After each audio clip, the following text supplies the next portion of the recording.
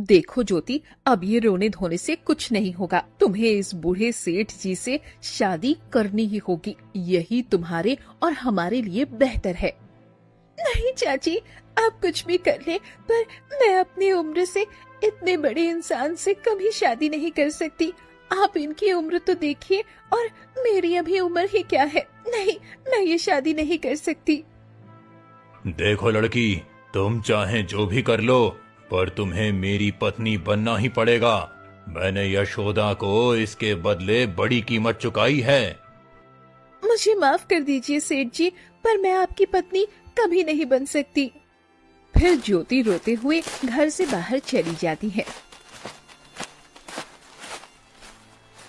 देखो यशोदा, मैंने तुम्हारी बातों पर भरोसा करके तुम्हें ढेर सारा धन दिया था। अगर ये लड़की शादी के लिए नहीं मानी तो इसकी भारी कीमत तुम्हें चुकानी पड़ेगी, याद रखना। अरे नहीं नहीं सेठ जी, आप चिंता मत करिए। ये भला कैसे नहीं मानेगी। आज नहीं तो कल इसे आपकी पत्नी बनना ही पड़ेगा। मैंने आपको वचन दिया है और मैं अपना वचन जरूर पूरा करूंगी। उम्मीद तो यही है, वरना अंजाम अच्छा नहीं होगा। हाँ। इतना कहकर सेठ वहाँ से चला जाता है। यशोदा गहरी चिंता में डूब जाती है। अब मैं क्या करूं? अगर ये लड़की नहीं मानी तो वो सेठ मुझे छोड़ेगा नहीं। मुझे किसी भी तरह इसे शादी के लिए मनाना ही होगा। वहीं दूसरी तरफ ज्योति गांव के रास्ते से भारी मन से जा रही होती है। उसे देखते ही गांव वाले आपस में कानाफूसी करने लगते हैं। अरे देखो भाई देखो, हमारे गांव की वो अपशगुनी लड़की जा रही है। इसकी तो तकदीर ही खराब है। जब से दुनिया में आई है तब से इसके परिवार पर दुखों का पहाड़ टूट पड़ा। पहले पिता रहस्यमयी तरीके से लापता हो गए और माँ का भी आज तक कोई अता पता नहीं चला। सच कहा तुमने, इसकी तो किस्मत ही फूटी है। वो तो शुक्र मनाओ कि इसके पिता के दोस्त की पत्नी ने इसे सहारा दे दिया, वरना इसका तो कोई ठिकाना ना होता। इसका चेहरा देखना भी किसी मुसीबत से कम नहीं है भैया। ज्योति गांव वालों की कड़वी बातें सुनकर भी चुप रहती है और तेज कदमों से घने जंगल की तरफ चली जाती है। एक पुराने पेड़ के नीचे बैठकर वो फूट फूट कर रोने लगती है।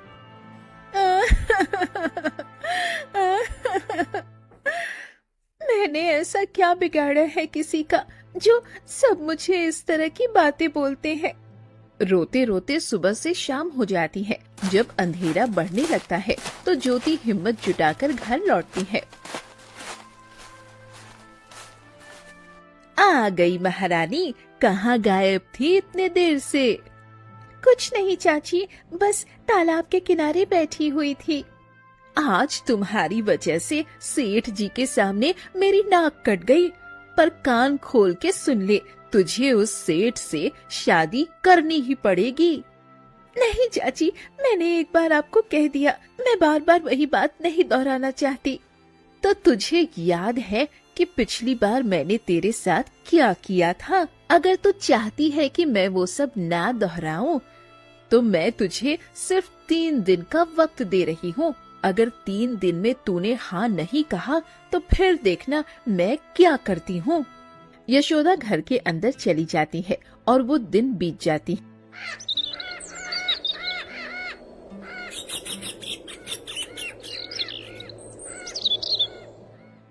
अगली सुबह होती है।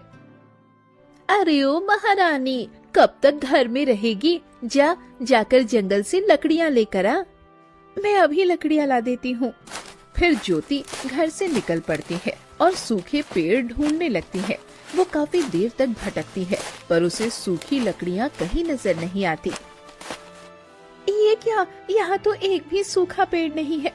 अगर मैं खाली हाथ गई तो पता नहीं चाची मेरे साथ क्या करेगी। ज्योति सब जगह ढूंढ लेती है, पर लकड़ियाँ ना मिलने पर वो निराश होकर वापस घर आ जाती है।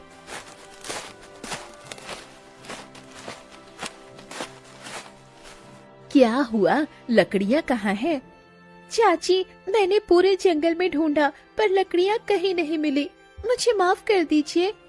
अरे, तुझ जैसी नालायक लड़की को तो मैं घर में रखकर पछता रही हूँ। तू किसी काम की नहीं है।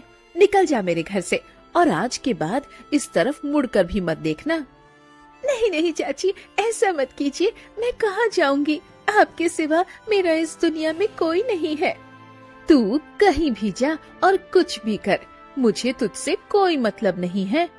इतना कहकर यशोदा उसे घर से धक्का देकर बाहर निकाल देती है और घर के अंदर चली जाती है। ज्योति बेसहारा होकर फिर से घने जंगलों की तरफ जाने लगती है और एक पेड़ के नीचे बैठकर फूट फूट कर रोने लगती है।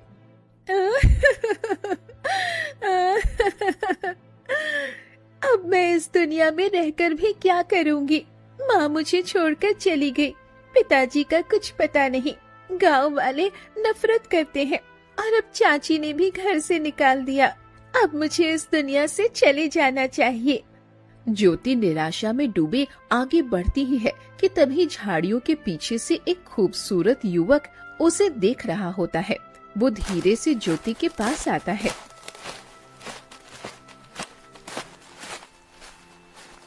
तुम कौन हो और मेरे रास्ते में क्या कर रहे हो?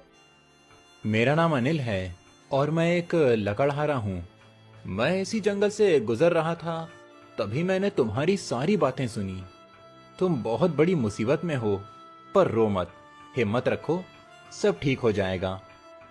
नहीं, मैंने बहुत हिम्मत रख ली, पर अब कुछ ठीक नहीं होगा। मुझ में अब ये जीवन और आगे ले जाने की हिम्मत नहीं बची। देखो, जिंदगी में हर किसी को मुसीबत आती है, लेकिन अगर हर कोई तुम्हारी तरह हार मान ले तो ये दुनिया खाली हो जाएगी। हमें अपनों से और खुद से संघर्ष करना पड़ता है। तुम जीने की उम्मीद मत छोड़ो, देखना एक ना एक दिन तुम्हारी सारी तकलीफें दूर हो जाएंगी। आज कोई पहली बार मिला है जो मुझे इस तरह समझा रहा है और अपने दिल की बात कह रहा है। नहीं तो सब मुझसे भागते थे और मुझे अजीब नजरों से देखते थे, जैसे मैं सबके लिए कोई मुसीबत हूँ। ऐसा मत कहो। देखो, मैं भी अनाथ हूँ, मेरा भी इस दुनिया में कोई नहीं है, इसीलिए मैं तुम्हारी तकलीफ बहुत अच्छे से समझ सकता हूँ। तुम जब भी उदास हो यहीं आ जाना, मैं तुम्हें हर वक्त यहीं मिल जाया करूँगा। आज मुझे हिम्मत मिली कि कोई तो है जो मेरी फिक्र कर रहा है। अब मुझे जाना चाहिए, वरना चाची फिर से गुस्सा करेंगी। हाँ, क्यों नहीं, मैं कल इसी वक्त यहीं तुम्हारा इंतजार करूँगा। तुम जरूर आना, शायद हम दोनों की दोस्ती हमें बहुत आगे ले जाएगी। हाँ, क्यों नहीं। ज्योति मुस्कुराते हुए अपने घर की ओर चल देती है। जब वो घर पहुंचती है तो उसके चेहरे पर एक अजीब सी मुस्कान होती है। उसे खुश देखकर यशोदा मन ही मन सोचने लगती है, लगता है ये मुस्कुरा रही है, यानी अब ये शादी के रिश्ते के लिए हाँ करने वाली है। चलो, अच्छी बात है, फिर तो मैंने जो सोचा है वो होकर ही रहेगा। ऐसे ही कुछ दिन और बीत जाते हैं। ज्योति हर रोज अनिल से मिलती और दोनों घंटों बातें करते। धीरे धीरे दोनों के बीच दोस्ती कब प्यार में बदल गई, उसका अंदाजा ज्योति को बिल्कुल नहीं था। एक दिन जब वो रोज की तरह घर से निकलने लगती है तो यशोदा उसे रोक लेती है। ज्योति, अब तो 3 दिनों का वक्त भी निकल गया है, पर तुमने अभी तक शादी के लिए कोई जवाब क्यों नहीं दिया? हाँ चाची, मुझे कुछ दिनों का वक्त और दे दीजिए, मैं आपको जल्द ही बता दूंगी कि मैं शादी के लिए तैयार हूँ। चलो ठीक है, अगर मैंने इंतजार किया है तो 2 दिन और सही। यशोदा वहाँ से चली जाती है। ज्योति परेशान होकर घने जंगलों से होती हुई तालाब के पास पहुँचती है, जहाँ अनिल पहले से ही बैठा उसका इंतजार कर रहा था।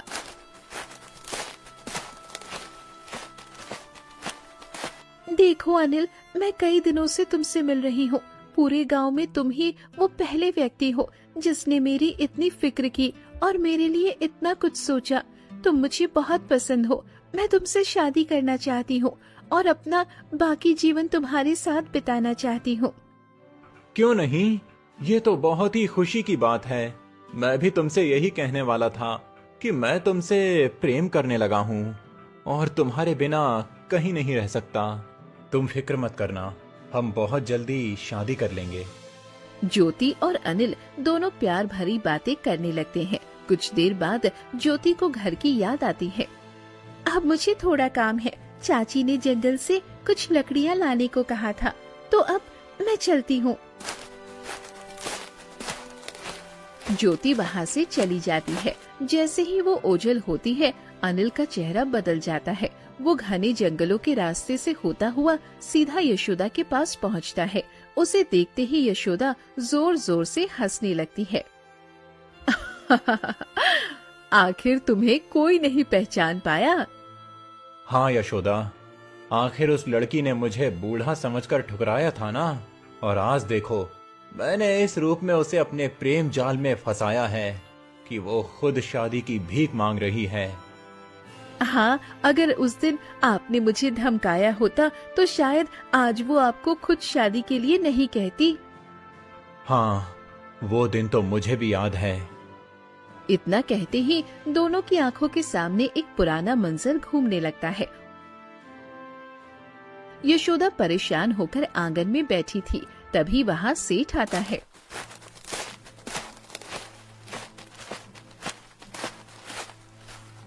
यशोदा, तुम्हारी सारी चाल नाकाम हो गई।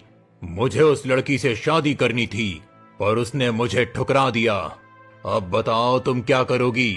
तुमने मुझसे ढेर सारा धन लिया था और वादा किया था कि वो मेरी ही पत्नी बनेगी। अब या तो वो लड़की मुझे दो या मेरा धन वापस करो। नहीं सेठ जी, चिंता मत करिए, उसे तो आपका होना ही है। मैंने सोच लिया है कि अगर सीधी उंगली से घी नहीं निकलेगा तो मैं उंगली टेढ़ी करना जानती हूँ। मैं उसे सही रास्ते पर ले आऊंगी। तुम क्या कह रही हो यशोदा? सेठ जी, आप बस मेरे साथ चलिए। इतना कहकर यशोदा सेठ को अपने साथ घने जंगलों से होते हुए जंगल की गहराई में एक तांत्रिक की रहस्यमय कुटिया में ले जाती है। कुटिया में धुएं और तंत्र मंत्र की अजीब सी महक फैली थी। आओ आओ, बताओ आज यहाँ कैसे आना हुआ? तांत्रिक महाराज, मेरी माँ आपकी शिष्य थी, इसीलिए मैं आपको और आपकी शक्तियों को अच्छी तरह जानती हूँ। ये सेठ जी हैं और ये ज्योति से विवाह करना चाहते हैं, लेकिन इनकी उम्र ज्यादा होने की वजह से ज्योति ने इन्हें ठुकरा दिया है। आप कुछ ऐसा करिए जिससे ज्योति खुद सेठ के प्रेम में पड़ने पर मजबूर हो जाए। ठीक है, मैं तो ये कर दूंगा। मैं सेठ को बहुत ही खूबसूरत और जवान बना दूंगा, जिससे वो अपनी इच्छा पूरी कर सके। लेकिन इसके बदले मुझे भी एक सौदा चाहिए। हाँ कहिए महाराज, आप जो कहेंगे मैं वो देने के लिए तैयार हूँ। बस मैं उस लड़की को अपनी पत्नी के रूप में पाना चाहता हूँ। वक्त आने पर मैं तुमसे अपनी दक्षिणा मांग लूंगा और तुम उस वक्त मना नहीं कर सकते। ठीक है, मैं आपको वचन देता हूँ। बस आप मुझे एक जवान और खूबसूरत युवक में बदल दीजिए। तांत्रिक मंत्र पढ़ने लगता है और पूरी कुटिया में एक तेज रहस्यमयी आवाज फैलने लगती है। देखते ही देखते वो बूढ़ा सेठ एक बेहद खूबसूरत नौजवान में बदल जाता है। आज से तुम्हारा नया जन्म हुआ है और तुम अनिल के नाम से जाने जाओगे। पर एक बात याद रखना सेठ, ये सुंदरता हमेशा के लिए नहीं है।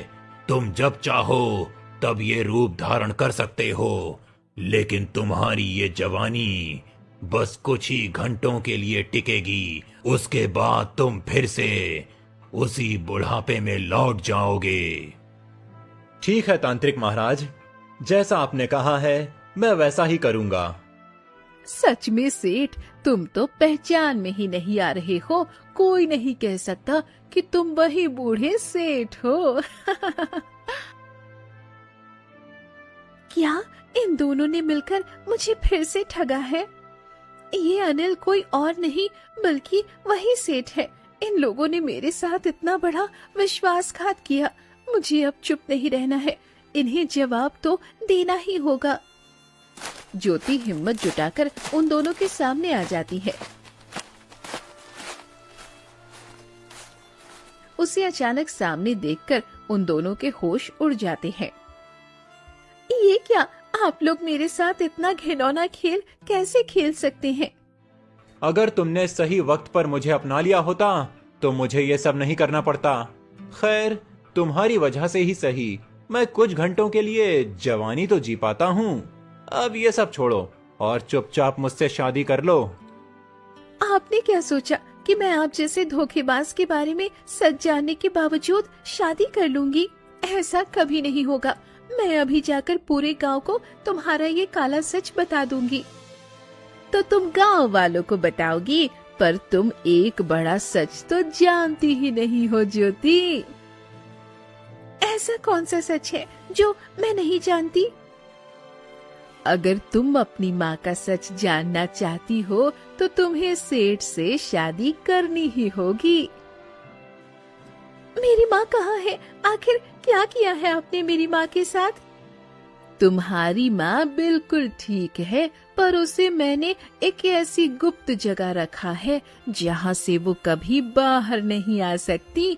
बस तुम चुपचाप सेठ से शादी कर लो, उसके बाद तुम्हारे नाम पर जो भी जमीन और ये घर है उसे मेरे नाम कर दो, तभी तुम अपनी माँ की शक्ल देख पाओगी। मैं ये घर जमीन सब आपके नाम कर दूंगी, बस मेरी माँ को छोड़ दीजिए। तुम्हारी माँ इतनी आसानी से नहीं मिलने वाली, लेकिन उससे पहले मैं तुम्हें एक और सच बताना चाहती हूँ कि आखिर तुम मेरे पास कैसे आई और मैं तुम्हारी माँ को ये सजा क्यों दे रही हूँ। हाँ, मुझे पूरा सच जानना है। हमारी आपसे तो कोई दुश्मनी भी नहीं थी, फिर आपने हमारे साथ ऐसा क्यों किया? तो सुनो, ये उस समय की बात है जब तुम्हारे पिता और तुम्हारी माँ बहुत खुश थे। वहीं मैं और मेरा पति मनोज एक वक्त का खाना भी नसीब नहीं कर पाते थे। सुबह का वक्त था। गांव में चारों तरफ हंसी खुशी का माहौल है। वहीं दूर एक झोपड़ी में यशोदा परेशान बैठी थी। 2 दिनों से कुछ खाया ही नहीं। पता नहीं आज भी ये कुछ काम ढूंढ पाएंगे या फिर भूखे पेट ही सोना पड़ेगा। हे ईश्वर, ऐसे भूखे तड़पने से अच्छा है हमें अपने पास ही बुला लेते। तभी मनोज घर लौटता है।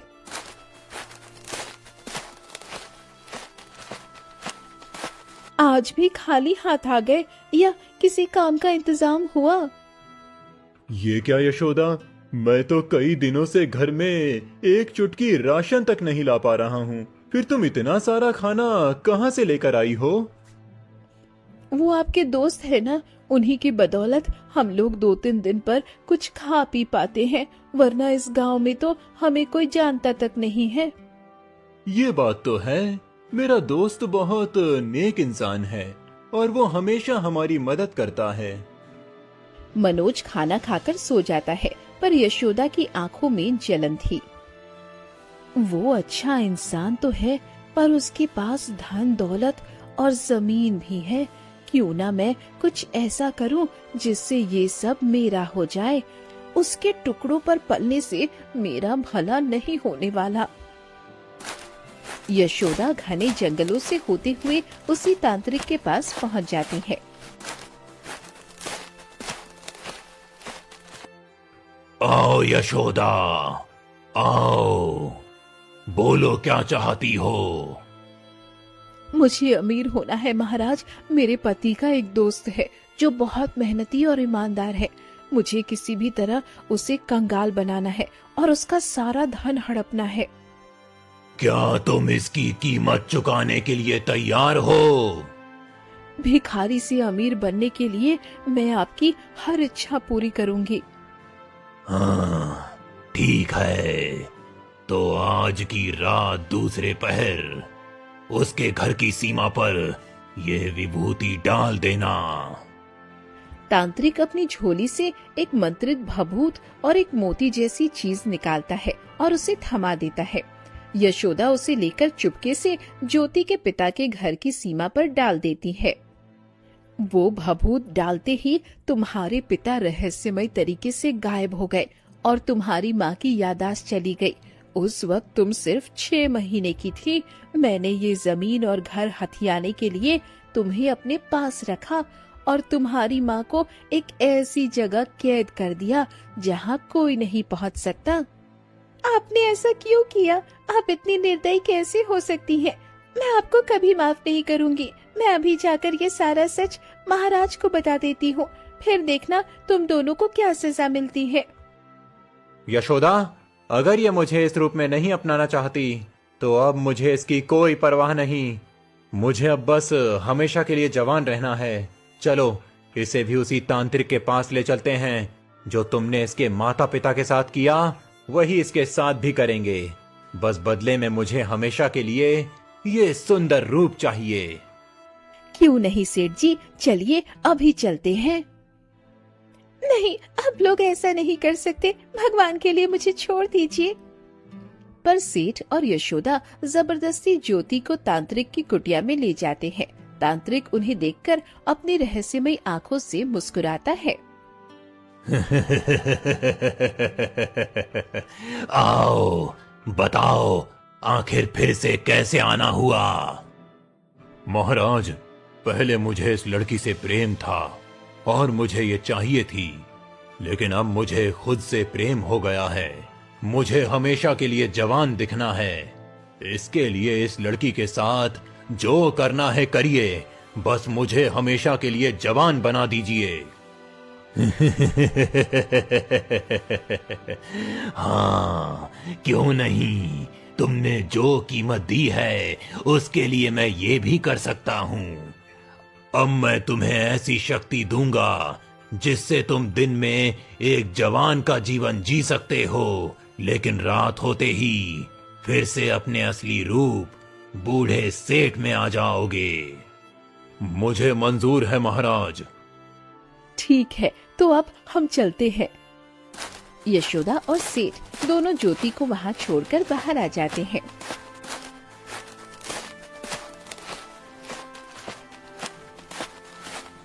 यशोदा, तुम्हारी वजह से आज मैं बहुत खुश हूँ। इसके बदले मैं तुम्हें इतना धन दूंगा कि तुम पूरी जिंदगी ऐश करोगी। क्यों नहीं सेठ जी, आपका काम हो गया, मेरा भी उद्धार हो गया। यशोदा और अनिल वहाँ से खुशी खुशी चले जाते हैं।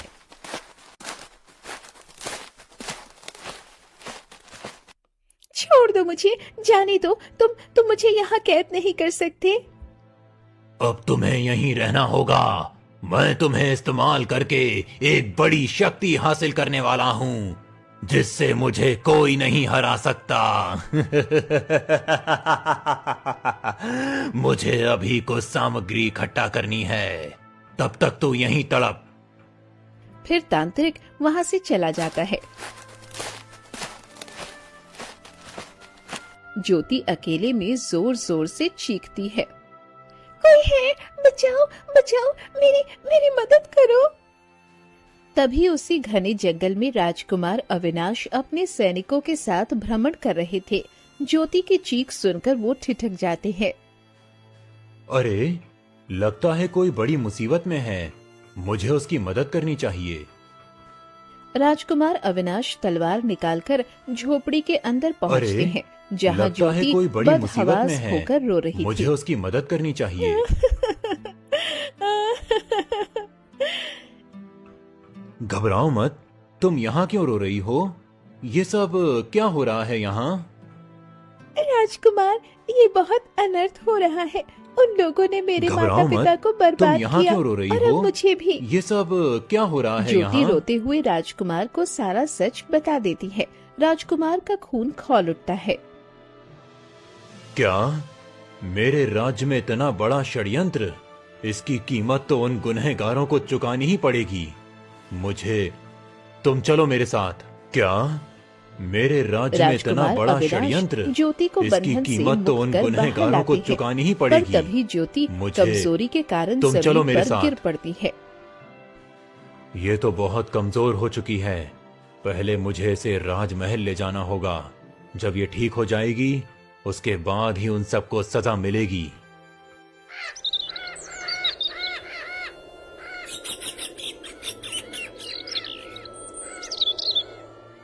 ये तो बहुत कमजोर राजकुमार हो चुकी ज्योति है। को लेकर महल आ पहले जाते मुझे हैं। इसे एक राजमहल दो ले जाना दिनों होगा। तक ज्योति का जब ये इलाज ठीक हो चलता है। जाएगी जैसे ही उसके ज्योति बाद ही को उन होश सबको आता सजा है मिलेगी। वो हड़बड़ाकर उठती है।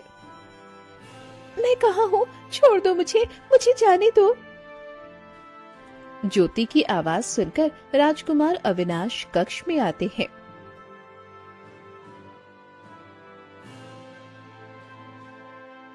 घबराओ मत ज्योति, मुझे तुम्हारा सारा सच पता है। उन लोगों ने तुम्हारे साथ जो किया वो माफी के लायक नहीं है। तुम बहुत कमजोर थी, इसीलिए तुम्हारा सारा सच पता है। अब तुम उन लोगों ने तुम्हारे साथ जो किया अब उन सबको सजा देते हैं। माफी के लायक नहीं है। नहीं तुम बहुत राजकुमार, कमजोर अब थी, मुझ में जीने की इसीलिए इच्छा तुम्हें नहीं रही। राजमहल लाना उन पड़ा। लोगों ने जो मेरे अब माता तुम पिता ठीक के हो। साथ किया, चलो, मैं वो कभी अब नहीं उन भूल सबको सकती। सजा देते हैं। मेरा सब कुछ छिन गया है। इसीलिए तो अपराधियों को सजा मिलनी चाहिए। तुम्हारी इसमें कोई गलती नहीं है। तुम कितनी मासूम हो, कितना दुख सहने के बाद भी इसीलिए उन तो जालिमों अपराधियों के को लिए सजा मिलनी चाहिए। कोई अपशब्द नहीं बोल तुम्हारी रही। इसमें कोई गलती अब नहीं उठो। है। तुम उठो। कितनी मासूम। राजकुमार अविनाश ज्योति को लेकर सीधे गांव के चौपाल पर पहुंचते हैं। राजा के आदेश पर गांव वालों की भारी भीड़ इकट्ठा हो जाती है। राजकुमार, ये क्या आप इस अपशगुनी लड़की के साथ यहाँ क्या कर रहे हैं? जुबान संभाल के बात करो। तुम लोगों की यही सोच इस मासूम की बर्बादी का कारण बनी है। राजकुमार अविनाश भारी सभा में यशोदा, सेठ और उस तांत्रिक के काले कारनामों का कच्चा चिट्ठा खोल देते हैं। सच जानकर गांव वाले दंग रह जाते हैं। तो ये सब उस तांत्रिक, यशोदा और सेठ की चाल थी। तभी मैं कहूँ कि वो बूढ़ा सेठ दिन में दिखाई क्यों नहीं देता और उसके घर में एक जवान लड़का अनिल क्यों रहता है। यानी वो सेठ जवान बनकर सबको धोखा दे रहा था। सैनिकों, अभी जाओ और उस सेठ और यशोदा को पकड़कर यहाँ लाओ। सैनिक तुरंत जाते हैं और कुछ ही देर में यशोदा और सेठ को चौपाल पर ले आते हैं। सेठ इस वक्त अनिल के रूप में था। ये क्या बदतमीजी है? मुझे यहाँ क्यों लाया गया है? छोड़ दो मुझे। तभी उसकी नजर ज्योति पर पड़ती है जो राजकुमार के पास खड़ी थी। उसे देखते ही सेठ और यशोदा के पैरों तले जमीन खिसक जाती है। नहीं नहीं, ये यहाँ कैसे पहुँच गई? अब हमारा क्या होगा? तुम्हारा सारा सच हमें पता चल गया है। तुमने जो किया है अब उसकी सजा तुम्हें मिलेगी। वही इन जैसे लोगों की सही सजा है। नहीं राजकुमार, मुझे माफ कर दीजिए। हमें वो सजा मत दीजिए। मैं ये जवानी भी त्याग दूंगा, मैं बूढ़ा बनकर जी लूंगा, पर वो सजा मत दीजिए। उसे सुनकर मेरी रूह कांप रही है। अब एक नहीं सुनी जाएगी। तुम लोगों ने इस मासूम लड़की के साथ जो किया उसके बाद तुम किसी दया के पात्र नहीं हो। चाची, अब तो सब खत्म हो गया। कम से कम अब तो सच बता दो, मेरी माँ कहाँ है? कहाँ छुपाया है उसे? मुझे मेरी माँ से मिलना है। ज्योति, तेरी माँ इस दुनिया में नहीं रही। वो तो बहुत पहले ही गुजर गई थी। मैंने तो बस तुझे अपनी बात मनवाने और जमीन हड़पने के लिए झूठ बोला था कि वो जिंदा है। ये सुनते ही ज्योति का दिल टूट जाता है और वो फूट फूट कर रोने लगती है।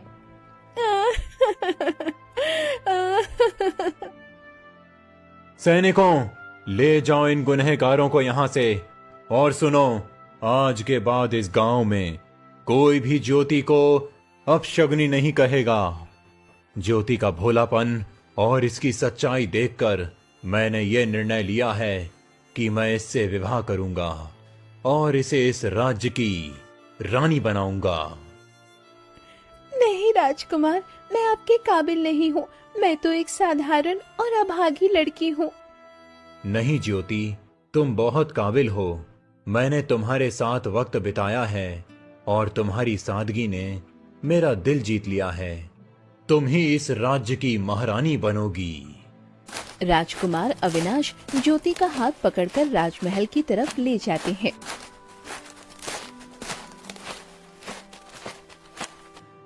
सच में किसी ने सोचा नहीं था कि इसकी किस्मत ऐसे पलटेगी। भाग्य का पहिया कभी भी पलट सकता है।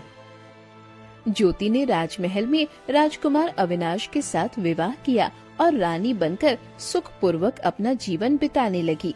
दोस्तों, ये कहानी आपको कैसी लगी हमें कमेंट करके जरूर से बताइएगा और ऐसी ही मजेदार कहानी देखने के लिए हमारे चैनल को अभी सब्सक्राइब करें और बेल आइकन को जरूर से दबाएं ताकि हमारी अगली कहानी का नोटिफिकेशन सबसे पहले आप तक पहुंचे।